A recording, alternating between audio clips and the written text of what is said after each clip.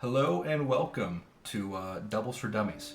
My name's Connie. Back like 8-9 years ago, I was a pretty mediocre high school doubles player. That's what I played. A bunch of my teammates were able to go play at D2 schools. I probably could have done the same. However, Uncle Sam got my ass, so that never happened. And I've been coaching a girl recently who just started playing tennis a month and a half ago. And she went for the high school team and she made it. She was like, hey, I made varsity, but they told me I had to play doubles. And I don't know how to play doubles. So I'm kind of making this for her and for anyone else who wants like the very basics of like doubles when it comes to like rules, positioning, and maybe a little bit of strategy. So that's what we're doing. So first one, the very, very basics.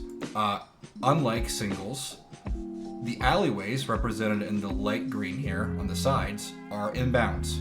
In singles, these are out of bounds. Doubles, these are in bounds. That's the first big thing. Second big thing is instead of just one player on each team, you have two. And generally, this is going to be what it looks like. You're going to have baseline players opposite and net players opposite positioning on each side. So they're mirrored. Now, what we're going to get into, the first thing is serving. So serving is the most important shot in tennis, and that's even more so true when it comes to doubles. I will show you this by this little stat right here. Doubles players make their first serve percentages at 65.7%, that's almost 66%, versus 61% for singles players. Additionally, out of the first serves that made it in, doubles players generally won 73% compared to singles at 70%. So this is how big of a difference right here your first serve in is in doubles. If you put your first serve in, you have a 73% chance to win the point. So this should be your biggest concern right here. I know everybody likes to go ahead and like rip big forehands and backhands. However, serving is your most important thing. So now the difference between serving in doubles versus singles is normally when you serve in singles, you will be right here, close to about the middle of the court, right? And the reason why you do that in singles is because you have to cover the entire court by yourself. Now in doubles, you have a teammate, and he's on the whole other side of the court than you.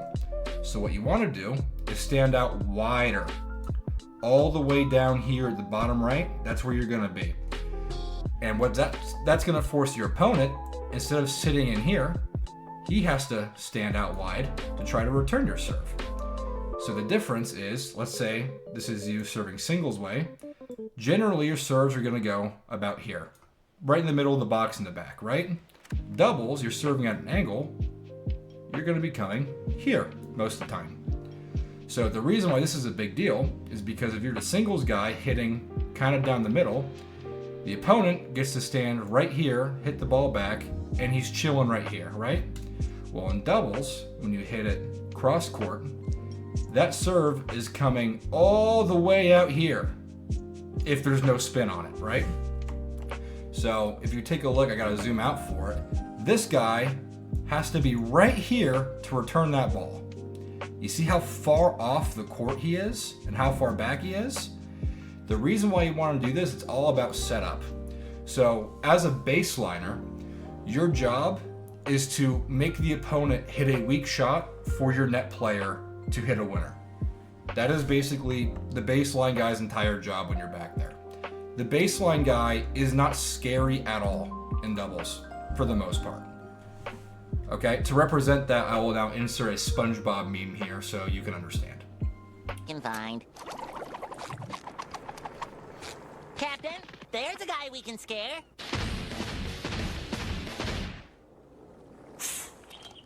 I had 4 biscuits and I ate one. Then I only had 3. Okay, so when we get into serving again, we talked about angles and positioning. Again, we saw the percentage-wise, it's very important you get it in. So I know a lot of people, especially with doubles, my favorite thing to do is hit heavy side spin.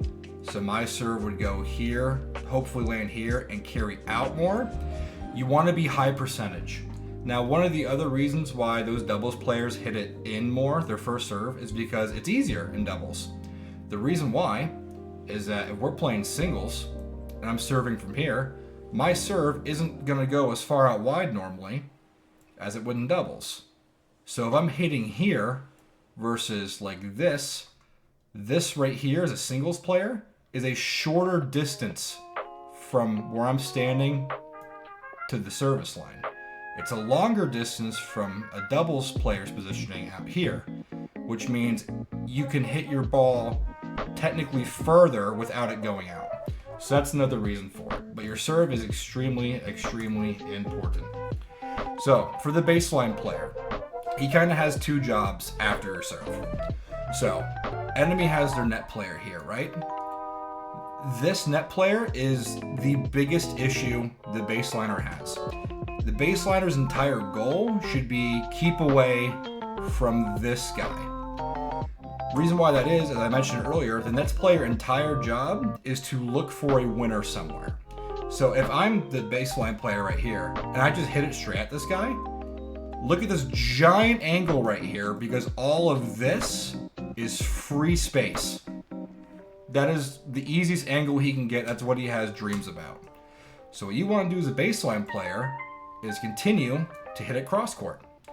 And basically it's like a chess match and game of chicken between baseline players and hitting it cross court until one of these net players gets to make a play. Net players are the final boss. You want to keep the ball away from them. So in high school tennis, because this is kind of who I'm talking to, is the girl I'm coaching, what you want to do as a baseline player is I want to get the best angles I can diagonally generally to bring this guy as far off the court as possible. The reason I want to do that is if this guy is now out here to return the ball, if he wants to come cross court, look at where that ball has to pass. Our net player, right? So this net player is going to come in, intersect the ball here, and he can go straight, he can go at the guy's feet, he can do whatever he wants. Especially if this baseline player has to give a lob back to this guy just to put it back in. So your job as the baseline player is to get the other baseline player to make a mistake. That is your goal. I will so actually I'll hold off on that for a second. So if you are this guy right here who gets drawn off, generally in high school, this guy isn't gonna be good enough to rip a winner into the alley down this way. Unless you are actually like in a place where you are playing very competitive people in high school, this isn't gonna happen. When you come from where I do, where it's like rural areas, this isn't gonna happen because kids' parents don't have that much money for lessons. So this generally isn't a concern. Now, what this net player still has to do is follow the ball. So if I hit it like this, my net player needs to shift left to cover this shot. However, if this guy is a stinking turd, you don't really have to worry about him doing this. Now, as a baseline player in this guy's position right here, this is what the smart move probably would be. And we're going to go to a side shot for this. So if I'm the baseline guy, right? Instead of me, while I'm out of position, hitting a normal topspin shot or flat shot, it's going to look like this, right? What I want to do is, here's the dangerous net player, hit it over them. That is the safest thing you can do. And this does two things. One, it prevents this guy right here from just hitting a winner. The other thing it does is this guy's out of position, right? He's not where he's supposed to be. So by him hitting a lob, that lob is going to take a lot longer to come back in here and bounce than his flatter shot is. So this is a lob is going to give this guy time to get back into position where he's supposed to be. Now, the caveat with this is if you try to lob and it sucks, you're just going to give this guy an overhead and he's hitting a winner on you. So you have to make sure when you're hitting this lob, you need it to be back in here. That is your goal. So practicing lobs, especially like on the run, is kind of a big deal if you want to get better, and this will actually save you a lot of points that you're probably previously losing. Okay, so net player. This is the last thing we'll talk about. This is just an intro video. You are the final boss. You are like the Hulk versus Black Widow for Marvel people. Like, this is the power difference between baseline and net player, right? So as a net player, what I want to do is, like I mentioned earlier, is follow the ball. So this guy hits cross court. I'm still shifting this way, right? I'm shifting to see if I can get to it, and I'm moving right back, just a little bit. But the main time you want to shift is when your team hits. So when your baseline player hits, and again, he goes outside, I'm moving outside. Now I'm not moving to the point where I'm exactly in front of the ball, because now I'm leaving all of this right here open. So what I want to do is just come right here. So if the ball's out here, I'm here because this is my wingspan, right? I'm covering the alley. So unless this guy makes some crazy shot to come around me like this, which again in high school, they're probably not gonna do, you're fine. So you wanna shift. Now, the net on net violence, right? So this is the thing. As a net player, if you're going to hit a volley back at the net player, generally what you wanna do is a low volley. So we'll go back to the side view for this. So, if this is your opponent, and this is you, if you just do this, ball's over here, this guy's smashing it and you lose the point because you just threw, right? What you want to do is hit at their feet. That's going to be a lot harder for them to get, and if they do get it, the racket is angled like this, which means that ball is popping up in the air for you to put the ball away. So that's pretty much where you want to aim. Now, if you want to, because you have the opportunity, you can just smash it at them. Because remember, you win the point if you hit the opponent with your ball. All you have to do is wave your hand like, oh, sorry, man. And you can do it again the next point because you won the point. Who cares? They need to get good. But yeah, net player, your job is to end points. So actually points in singles versus doubles.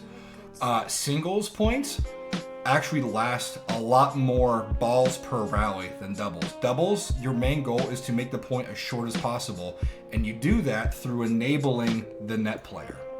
So when you're the baseline player, you're not looking for a winner generally to end the point. You're trying to set up your teammate at the net to go ahead and hit the winning shot, or just have the enemy make a mistake. That's pretty much it. I'll see how this goes, and we might make another video. It'll be like an intermediate, and I'll get into some actual, like, a little bit of strategy. But I just wanted to make a really basic video just to help this girl out who I was coaching, and anyone else who needs the help. So, thanks for watching, guys. I will see you next time.